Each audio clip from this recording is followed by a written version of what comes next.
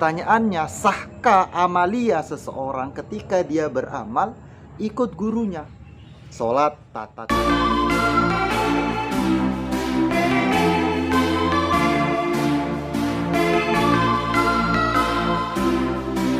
Assalamualaikum warahmatullahi wabarakatuh. Bismillahirrahmanirrahim. Alhamdulillahirrabbilalamin. Assalatu wassalamu ala asyrafil mursalin wa ala alihi wa sahbihi ajmain, amma ba'du.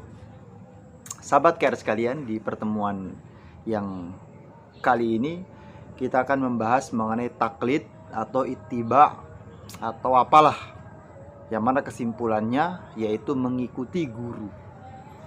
Karena di zaman sekarang banyak slogan-slogan yang mengatakan anti mazhab, anti imam, anti guru, inginnya langsung ikut Rasulullah. Apa dalilnya? Mana dalilnya?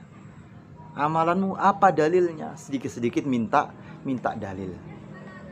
Pertanyaannya mengenai bagaimana bila seseorang mengamalkan agama berdasarkan dia mengikuti gurunya.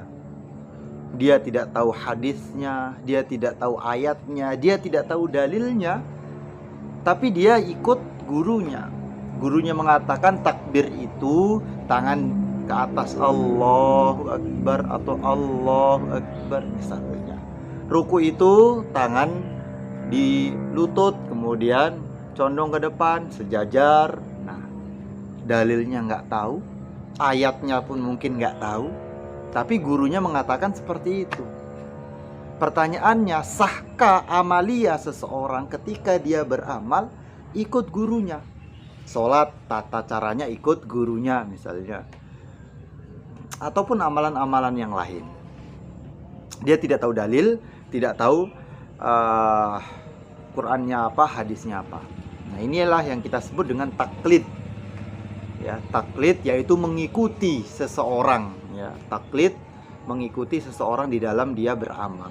Nah, maka di kesempatan kali ini kita akan membahas mengenai taklid itu sendiri. Jadi tidak usah kita pening-pening, tidak usah kita repot-repot ya di dalam kita beragama. Karena zaman sekarang tidak ada orang yang pernah hidup di zaman Nabi. Maknanya tidak ada orang yang pernah melihat Nabi secara langsung zaman sekarang. Nabi secara langsung ketika hidup. Adapun kalau orang bermimpi bertemu Rasulullah, ya itu harapan kita semua, bermimpi bertemu Rasulullah SAW. Maka tetapi nggak ada orang yang bertemu ketika Nabi hidup zaman sekarang. Nah, maknanya kita bila ingin mengikuti Nabi, ya, bila kita ingin mengikuti Nabi, ya mau tidak mau ya kita harus mengikuti orang yang lihat Rasulullah. Siapa ya? Para sahabat. Para sahabat kita tidak lihat. Nah, para sahabat kita tidak lihat. Berarti orang yang melihat sahabat tabi'in. Para tabi'in kita tidak lihat juga. Berarti para tabi'in terus kita tidak ada yang lihat. Terakhir siapa yang Anda lihat? Saya melihat guru saya. Nah, guru saya melihat gurunya lagi melihat gurunya lagi, terus sampai sahabat, sampai Rasulullah SAW. Maknanya kita sholat ya mengikuti guru kita yang telah mengajarkan sholat kepada kita. Walaupun kita tidak tahu dalilnya, tetap amal kita sah. Dan itulah yang namanya sanad bil fi'li, yaitu guru kita berguru, gurunya lagi berguru, gurunya lagi berguru sampai Rasulullah SAW. Nah, ini taklid, yaitu taklid kepada guru ini diperbolehkan, bukan haram, bukan tidak sah, bukan bid'ah. Nah, ini sangat keliru. Nah, ini yang pertama. Kemudian yang kedua, sekarang saya ingin bertanya kepada saudara-saudaraku yang beranggapan kita harus tahu dalil. Dalam beramal harus tahu dalil. Ya. Saya ingin bertanya kepada antum,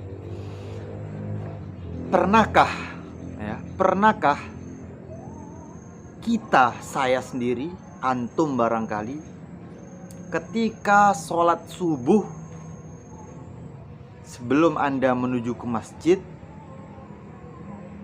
kita menengadahkan kepala kita ke langit guna melihat fajar shodiq.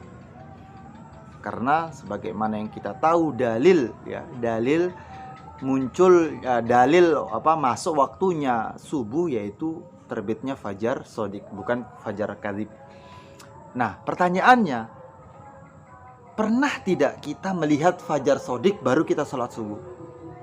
Kita tahu nih dalilnya, fajar shodiq waktu sholat subuh, ya. Tapi pernah nggak kita lihat fajar shodiq itu muncul kemudian kita sholat subuh? Saya bisa pastikan 99, berapa persen jarang dari kita, mungkin tidak ada, mungkin adapun ada sangat-sangat sedikit.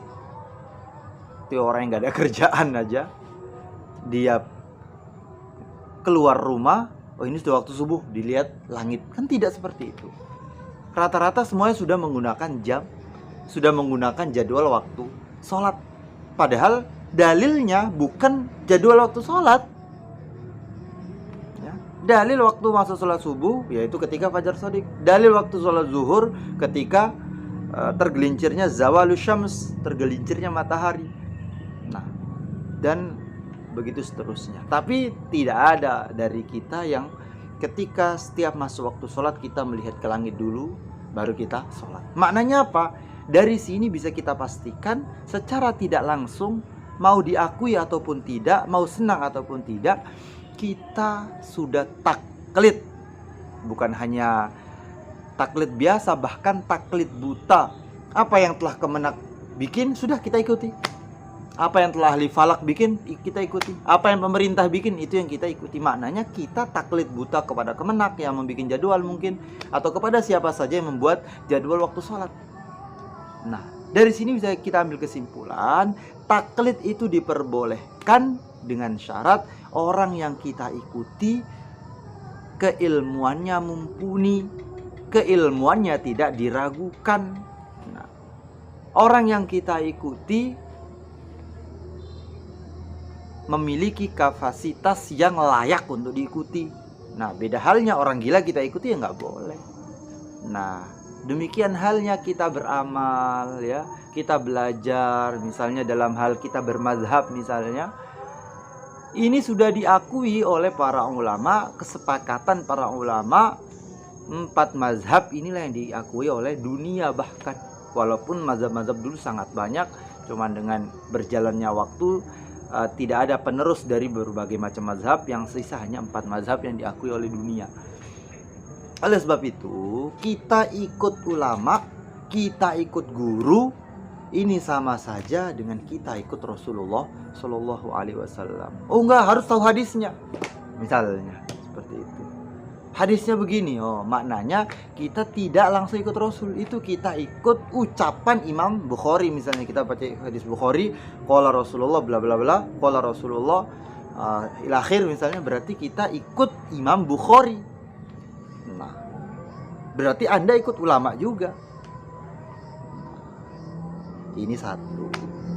Kemudian orang yang mengatakan tidak boleh taklid, tidak boleh ikut guru, harus ikut Nabi, itu sama saja seakan-akan dia merendahkan orang-orang yang masyarakat umum mengikuti. Misalnya orang mengikuti guru fulan, misalnya Pak Kiai, Tuan Guru, nggak boleh ikut Tuan Guru, harus ikut Nabi. Pertanyaannya, emangnya Tuan Guru itu nggak ikut Nabi? Emangnya Pak Kiai itu tidak ikut Nabi?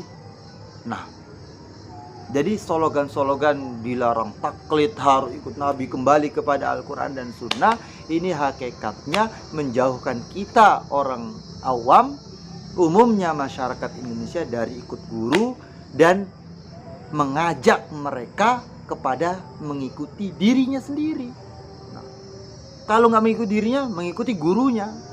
Misal saya ini nggak boleh taklid, harus ikut Nabi. Maka saya baca hadis sekian. Maknanya kita menyuruh orang nggak boleh ikut kiai lain, ikut saya ini.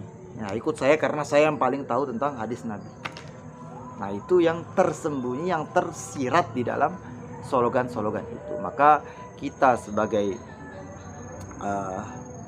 orang ya yang berilmu, ya kita sebagai orang yang paham agama, ya kita sebagai orang yang pendakwah, penceramah, kita harus memperhatikan ucapan-ucapan tersebut.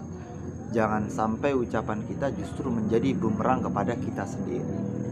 Nah, jadi kesimpulannya, taklid, mengikuti ulama, mengikuti orang yang kapasitas keilmuannya diakui, ini diperbolehkan walaupun kita tidak tahu dalil. Karena ya namanya orang tahu dalil Quran hadis ini nggak semua orang. Antara orang alim dan orang jahil ya lebih sedikit orang alim, lebih sedikit ulama. Maka masa kita tidak mengatakan tidak sah amalnya orang jahil? Nah, misalnya seperti itu. Wallahu alam. Dari pertemuan singkat kali ini, kesimpulannya boleh ikut orang yang memang keilmuannya diakui atau pantas diikuti. Kurang lebihnya demikian. Assalamualaikum warahmatullahi wabarakatuh.